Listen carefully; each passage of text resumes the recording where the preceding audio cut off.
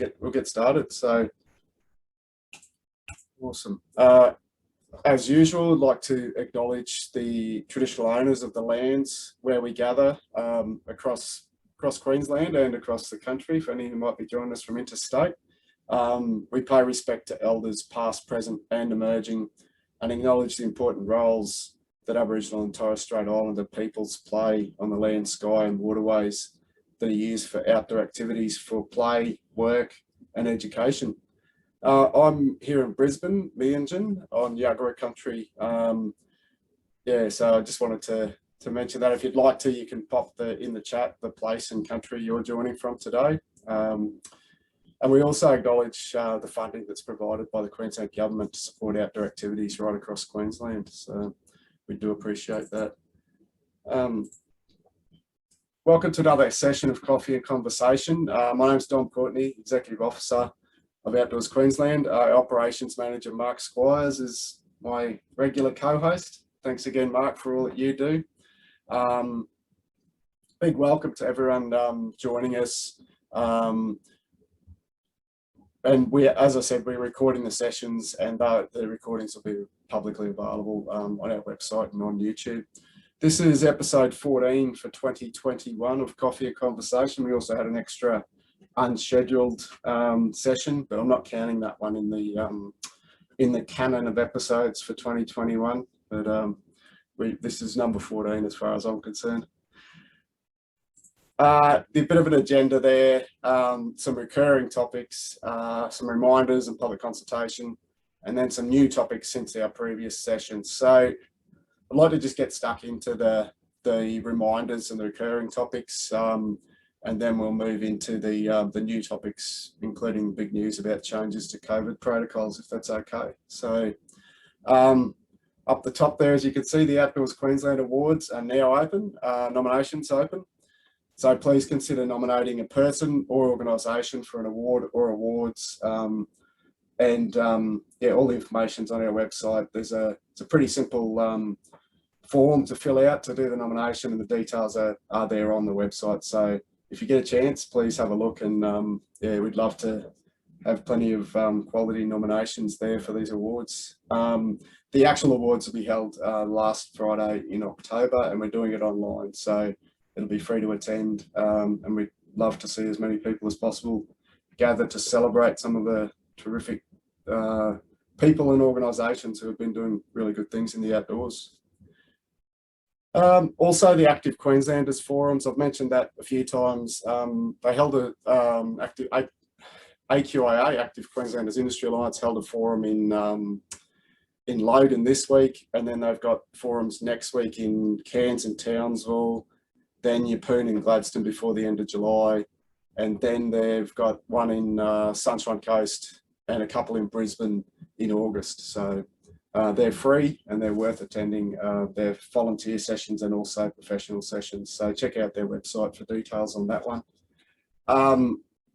We're also looking at a review of these Coffee and Conversation sessions, but we haven't made any decisions on those. So we'll just keep on going with those. A big thanks. Mark's been adding some links as we go along, so have a look in the chat. You'll see that there, and we'll also send that around after the meeting as well. So don't feel you need to hurriedly copy everything down today. We will get the info out.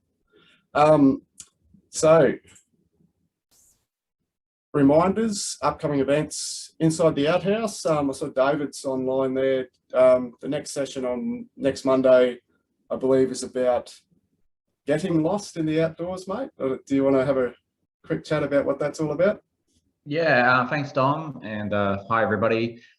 Next Monday at 6:13 p.m, we're going to talk about lost or geographically misplaced. If you've been lost with the group, you've been lost on your own adventures. How did it feel? What did you do? How did you get lost? And what did you learn from it? It's a topic that many of us have probably experienced, bushwalking or being out and about with folks in the outdoors. We'd love to hear your comments and feedback. So insidetheouthouse.org next Monday evening. So come and join us, especially if you're in lockdown.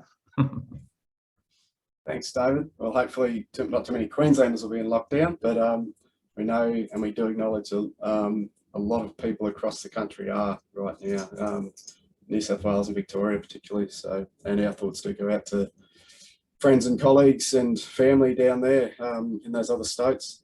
The Australian Curriculum Review consultation, that closed last week. We put a submission in and that's on our website. So that was about the Australian curriculum generally. It's not just about outdoor education, it was also about the whole curriculum. So we made a submission into that process on behalf of Queensland's outdoor sector or sectors.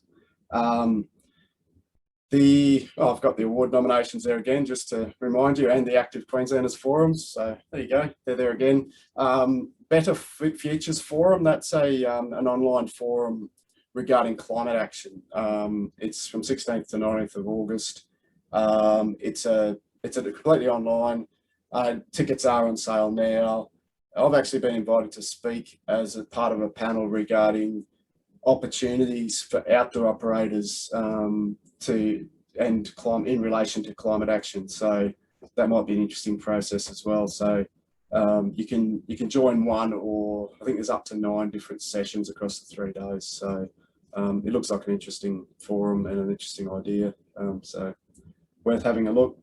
I did just see Gavin's put a note in the chat. Is Inside the Outhouse about lost persons separate to the research by James Cook Uni, which Gavin was interviewed for. I'm not sure if that's because you're particularly good at getting lost or coming back, Gavin. Is it one of those? The research is actually the guy who's he's also the senior controller of SES up in Cairns, and he's doing research to try and find out how emergency services can better deal with people getting lost, and also why people get lost in the first place. So yeah, I gave my insight into when I got lost and the debriefing process and everything I went through.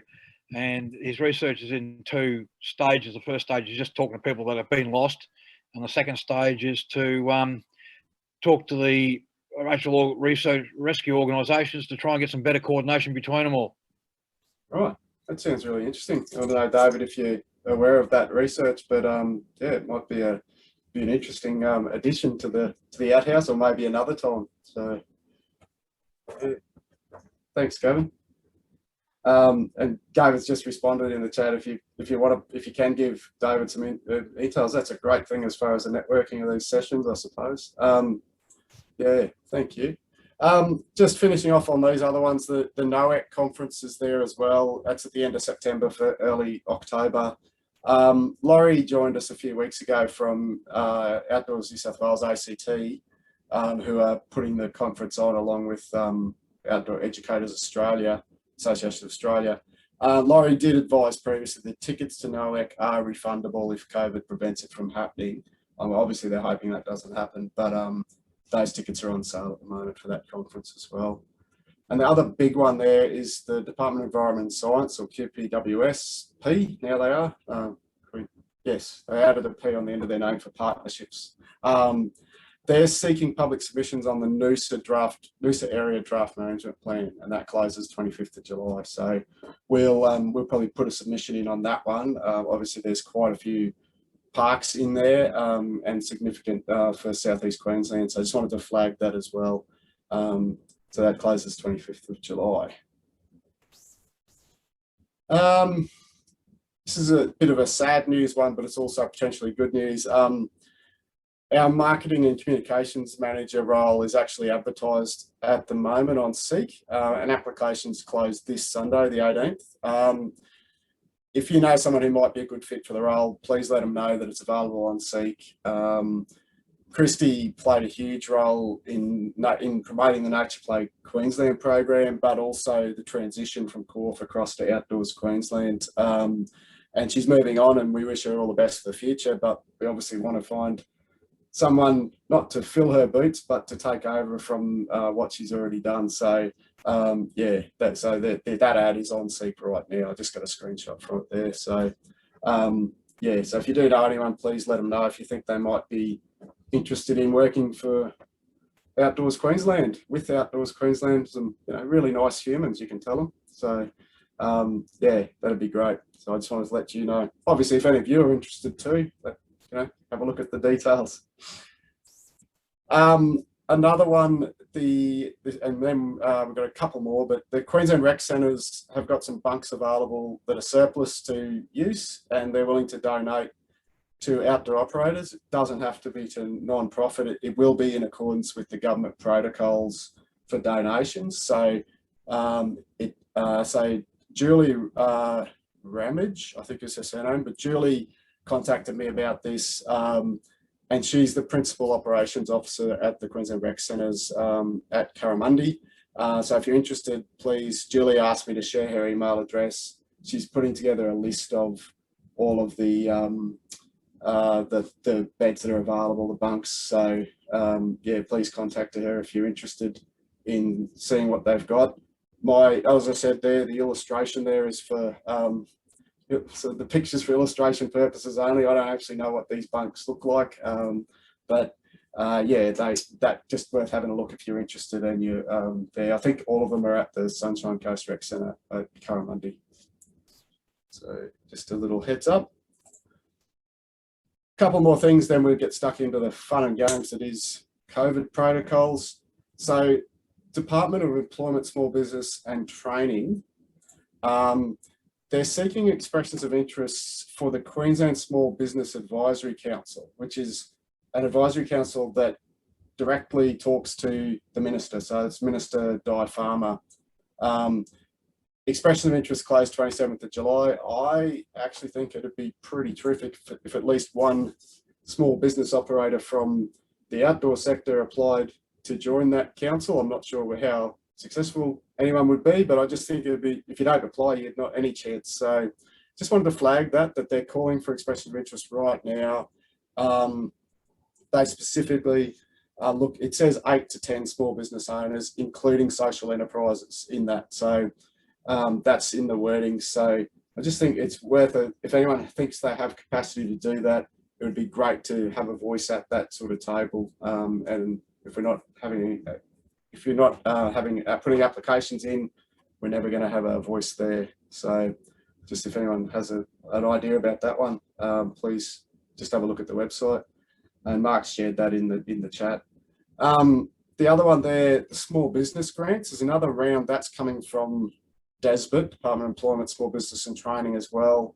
It'll open on 30th of July. These ones seem to go really quickly, the other rounds of these. So the Business Boost Grants is a new scheme. It's aimed directly at small businesses, and it says on their website that it's with turnover between 300,000 and 600,000 in 2021, so financial year. So Mark's just shared that one as well. But if you're thinking of applying for that, my recommendation would be do not wait until it opens to get your ducks in a row.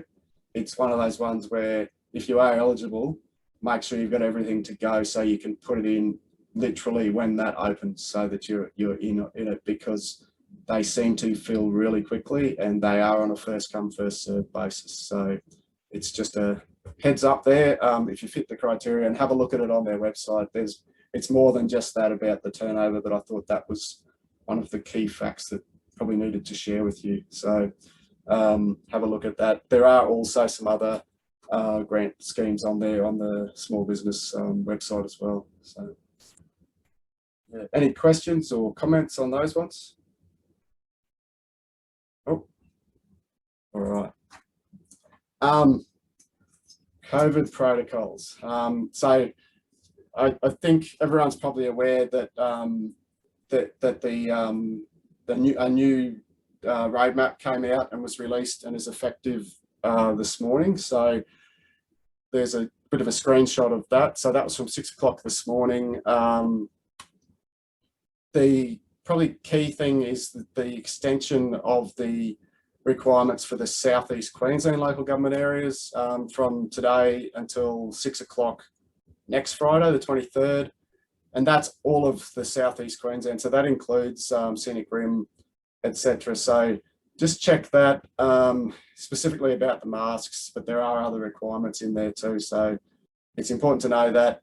And also Townsville and Magnetic Island and the Palm Island local government authorities are now in the rest of Queensland. So those masks, etc., don't apply for Townsville, Palm Island. So it has changed a little bit in some of that. The key probably piece is the bottom line, the new normal, and they're all there. They've been very consistent as far as that.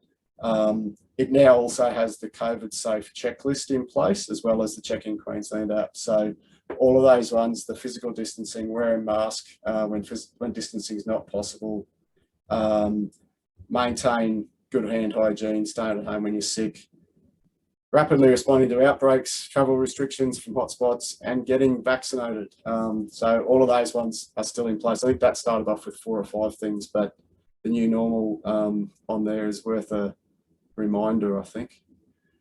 And that was effective from this morning, the new one. So just a reminder, the COVID safe industry plans no longer in place. So restricted businesses need to follow a COVID safe checklist for restricted businesses. As it said on that previous slide, the restricted business activity or undertaking is specified in the direction, and Queensland Health has advised that when outdoor ed providers are providing indoor accommodation services, that's considered a restricted business and comes within the short-term accommodation category. In either, there's 2 different directions at the moment that apply: the businesses, activities and undertakings direction, and the restrictions for impacted areas direction. So both of those have a section on short-term accommodation. So that's where outdoor ed fits into the mix, particularly.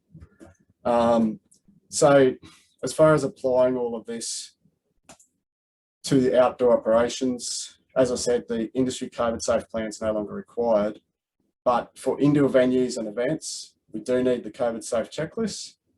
They're published on the government website, and outdoor only organisations are unrestricted businesses and are not required to comply with the COVID safe checklist for any outdoor activities. But if you have any indoor spaces associated with your outdoor operations, that's when you need to comply with the checklist in relation to that part of your business. So literally for a bushwalking club, paddling club, a business that's doing guided tours, if it's purely outdoors, you don't have to have the checklist in place. You're not a restricted business. But if you're doing that, and this applies a lot with some of the clubs. So Scouts would be a good example. If you were doing activities at a den indoors, then you do need to comply with the checklist for those aspects of it. So that's an important part of it. And that also applies to things like dining inside. The other thing, Education Queensland updated its resources, including its websites. So that's happened in the last couple of weeks. So the big news is overnight, the restrictions on businesses, activity and undertakings direction is now number 22, and restrictions for impacted areas direction is number 9. They're both effective from 6 o'clock this morning. The great news is both of those directions have a specific exemption regarding occupant density requirements for, as it says on the screen there, it doesn't apply to primary and secondary school-aged children from the same group participating in camps operated by a school, community group or business, example, outdoor education provider. And then the further example talks about a scout camp may exceed occupant density in dining, bathroom and sleeping spaces, but maintain physical distancing where possible. So that's basically the wording that was in the industry plan, and that's been brought in to ensure that the inadvertent loss of the industry plan, or loss of the industry plan, hasn't inadvertently causes ongoing problems for outdoor operators. So there's a big thank you to the people who actually worked to get that in the new direction. I think it's a really big step forward. Tiani's actually on the call from Sport and Rec, and Tiani did a lot of work on this in the background, and a big thank you to you, Tiani, and Adrian's there as well from Sport and Rec. So, but to everyone else in the department, but also to Queensland Health people and anyone else who did the work. I really do want to say thank you for all your efforts. Did you want to say anything about this, Tiani, or the process or anything? Happy to hand over to you. Thanks, Dom. Thank you very much for inviting me to come along. Zoom is not my, I don't know how to turn my camera on, essentially, is what I'm trying to say. It's not your natural environment, Tiani. It's not my natural environment. I'm much more comfortable in Teams. Okay. So excuse my lack of camera, everyone. I guess, so thank you, Dom. We have been working with Dom since COVID was a thing, really, about how we can manage restrictions and the impacts on the businesses that you all operate. And essentially, when the industry plans were going to be released, the whole intent there was a relaxation. And we had some specific, I guess, feedback sessions with Dom and other industry leaders to talk about any potential impacts, and Dom raised the things that have now been resolved through this change in the direction today. And so I guess, you know, probably just more a shout out to you, Dom, that you've been advocating for your industry, and I guess an acknowledgement that you know, there's probably about 5 humans in health that can actually change directions, and it has to go through their legal team, and it has to go through the Department of Premier and Cabinet, and ultimately the Chief Health Officer has to be really comfortable. So those things take time. So that's probably, you know, the back end story of why that wasn't rectified immediately when the industry plans were relaxed. But, you know, just rest assured that we were really cognizant that this has got implications for you guys, and we did work very hard with health to try and sort that out. I appreciate that. That's okay. I just saw from on the chat here, in relation to the schools trying to cancel their camps, I do have a contact in education that I can try and reach out to ensure that they're across the changes as well. So I'm happy to do that, but I'm sure, Dom, you have a lot of contacts in education that you are liaising with regularly. Yeah, well, that's a funny, I saw Andrew's comment too. Oh, so that's Catholic education, right? So this is where this happened last year as well. The Queensland Education Department have put out quite clear, they've updated their documents, and it's very clear what they have. They have different response levels now, and we put that in our bulletin earlier in the week because they updated it pretty quickly last week, because they realised once the industry, they previously had a clause saying if you're going to a school camp, it must be someone who's operating in accordance with the outdoor education industry plan. And I sort of flagged it with them and said, the industry plan is not going to exist, but we're going to have the checklists. And they were like, oh, okay. So they've updated it to say, I think it's school camps operating in accordance with government directions, or I don't know the exact wording off the top of my head, but Education Queensland's been really good. They've also published had it earlier, a COVID safety operational plan, and that talks about different response levels and what schools, state schools basically, can and can't do at different times. So it's very much in black and white in their plan. So that's Education Department. Within the independent schools and the Catholic system, it was quite different last year, and we did talk there at one point trying to get some consistency. The Catholic system seems to be almost diocese by diocese, depending on the education, the different people within their offices. So that has been more difficult to try to communicate there or get them all on the same page. And some of it is, I think it's risk management and also confidence levels, but that's concerning, that if people are cancelling while they can go ahead under the public health directions, I'd be a bit concerned about that. So I just saw a couple of more comments there. Holding to cancellation policy while it's Education Queensland is okay. And Brent said they've had one school cancel travelling from a non-impacted area to an impacted area. Yeah, right. That's a concern too, Brent, because under an impacted area, you can still operate, and it's very clear on the website. So, and all this information is how you can do it and how you do it safely. All right. So, as I said, big thanks to Tiani and the team within Sport and Rec, but also those at Queensland Health, and it's a good outcome, I think. The same wording pretty much is on the impacted areas, the restrictions for impacted areas direction. It's just a different layout because the other one has 3 or 4 columns. This one's just got the 2 columns, but it still says that same sort of wording and has that same example. And I think it's interesting that the example used is Scouts. So they're making it very clear that this applies to community groups, and it says school, community group or business. So I think it's a very positive move for the industry.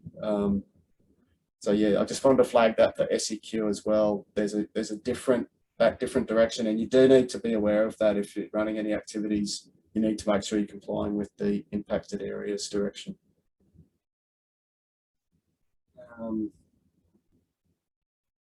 All right, now contact tracing. So the Check In Queensland app became mandatory from 1 AM last Friday, and that includes short-term residential facilities. So, and we've been speaking through Tiani and her team about consideration for outdoor education operators to be able to go to the system that was in place for school groups under the outdoor industry plan previously.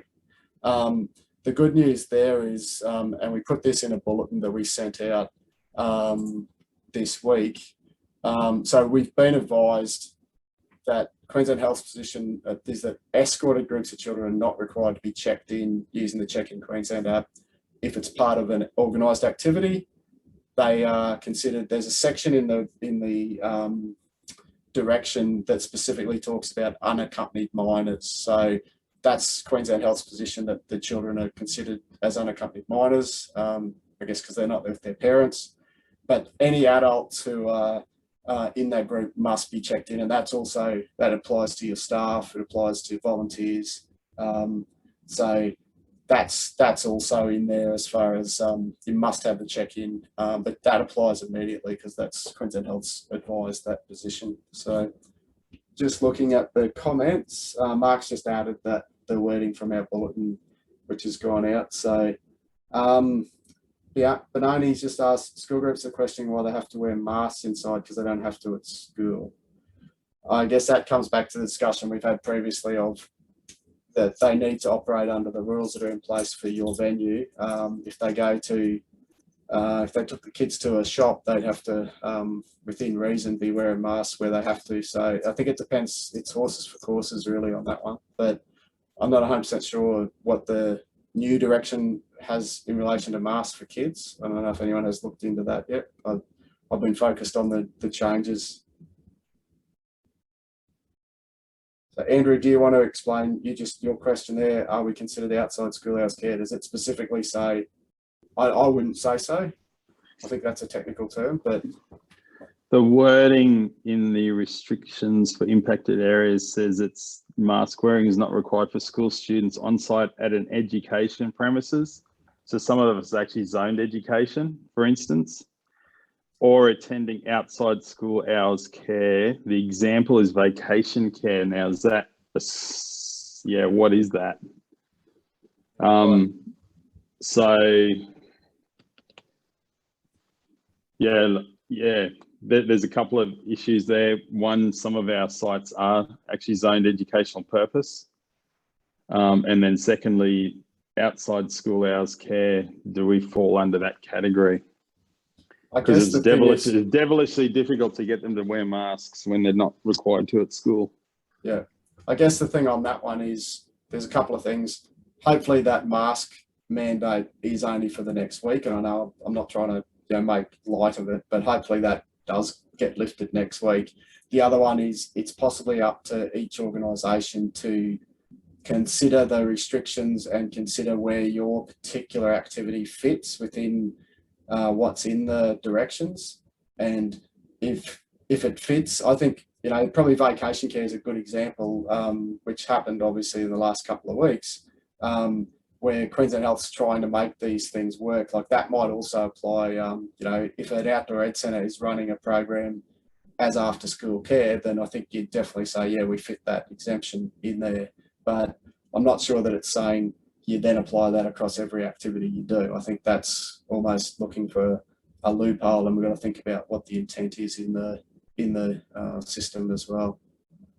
I just saw Adrian's comment, occupant density applies in indoor spaces, they're excluding sleeping areas. So yeah, I didn't highlight that. That's actually in there in relation to the impacted areas one. So if I go back, let me see what we've got here. Excluding sleeping areas is on the screen there for the impacted areas, and then it has it there as well on the rest of Queensland. So excluding sleeping areas. So that sleeping areas is they're saying that occupant density does not apply even for adults. So in sleeping areas now. You still have to comply with fire regulations and any other zonings, that sort of thing, for the occupancy of your venue, but it specifically has the exclusion for sleeping areas. But for dining areas and other indoor areas, then it is occupant density rules do apply, other than for the primary and secondary school age children from the same group. I should have highlighted that. Thank you, mate. Any other questions? I think that's where I was up to before I rewound shortly. The other one I think on the app particularly is that I believe there's an update coming to the app. So if you don't have phone reception, you can still use it offline, and then when you get back into service, it will update. I'm not sure how far off that is, but I'm assuming that would just then everyone would have to update the app on their phones. But I'm not sure if anyone's heard any more about that one, but that's a good development as far as I'm concerned. The other thing is, in the direction it specifically says if you don't have phone reception, you can use a different system to record it, but you need to make sure you've got it electronically. So that's really about contact tracing in general, rather than the necessarily having to use the Check-in Queensland app. So the important thing is too the checklists. So there's a different checklist for impacted areas, and there's one for the rest of Queensland. You do need to use those. On the checklist, it specifically says, you need to use it if you're a restricted business. So that won't apply to some outdoor operators if you're purely outdoors. But the other part of that is it specifically says about the Check-in Queensland app, some wording. I think it says unless it otherwise specified or something like that. So it's got on the checklist, it says you've got to use the app unless otherwise specified. So the fact that we've got the advice from Queensland Health that it doesn't need to be used, I think that's the otherwise specified. So you can still tick it and say that you can operate there. I just saw Peter's comment, helpful for people who don't have mobile data on their phones and some rely on home Wi-Fi. Yeah, that's a fair point, Peter. I think the thing there is the business or organisation needs to have ability for people to check in as well, but that could work if people have that, as far as making sure they check in, even if it then updates it when they do get back into reception areas. But the thing is, as an organisation, you need to be making sure, if you need to, that they're checking in appropriately. And I think the other thing is people are looking for it, and they have a higher confidence level when they come to a venue and they know they've checked in, because it's also, I think, about confidence levels for customers and members. So I think it's a good thing, and I think the government seems to be quite impressed by the number of people, organisations who've actually registered to have for the system in the last few weeks. Obviously, it was mandatory for a lot of businesses from last week, but it certainly had a big uptake. So that's really pleasing to see. does anyone have any questions on any of those or comments? Happy to go through. I'll sort of rip through that pretty quickly. I do think it's worth looking at those restrictions. We put a bulletin out this morning as well, and there'll be more information on our website with links to them. But if anyone has any questions, comments, more than happy to open the floor up.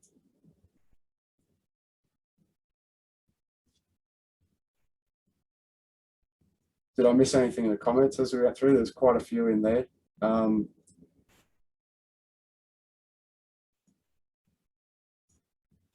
Just scrolling back through. If not, no, I'll just move on to the next slide there. Just about ongoing, where to from here is really this one. We want to keep, communicating with everyone across the sector to make sure we understand any issues being faced. So those issues that have been addressed there are primarily about outdoor education operators, but that includes community operators like Scouts and Guides, Boys Brigade, etc. So that's an important piece of this, but any questions being raised by any outdoor operators, please let us know. Happy for you to talk to me. You can also contact your local public health units. And there's also the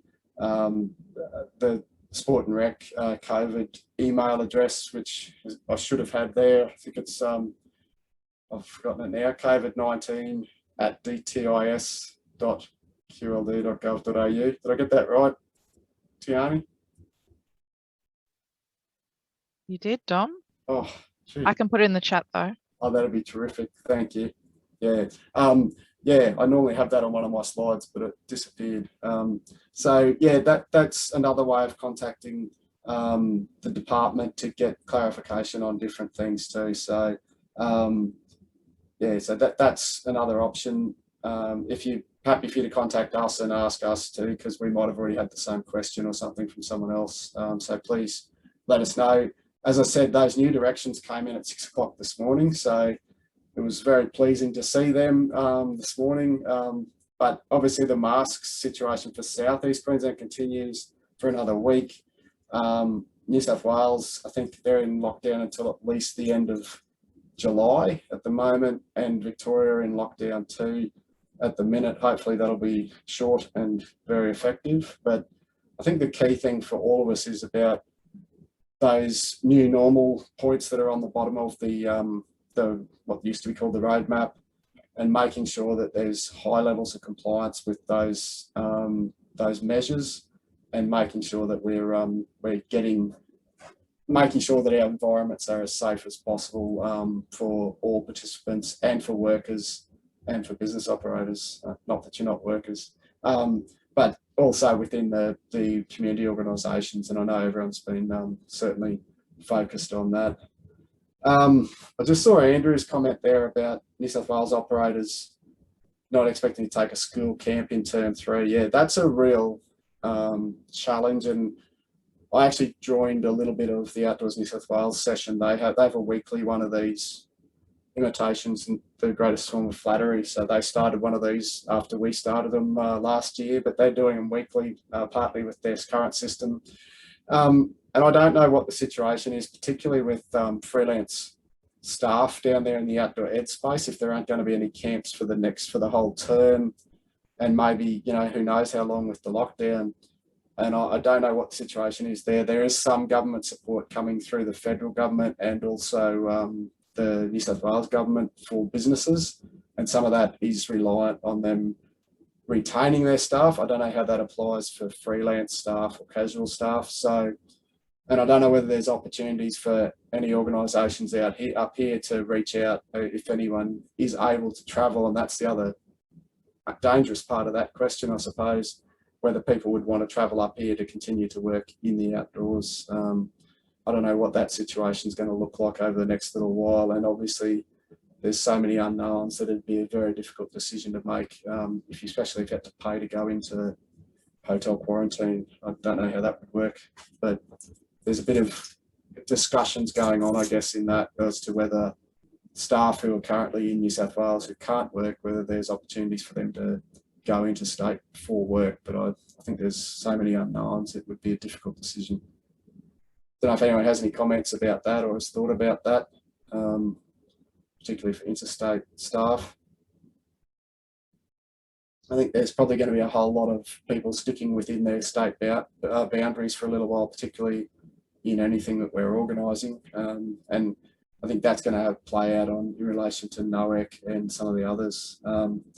Yeah, I saw your comment there, Andrew, to quarantine for a couple of weeks and then who knows what happens after that. So it's a lot of money to invest, but I guess the other risk is some of those staff don't have any work. So it's a pretty difficult position to be in for a lot of people.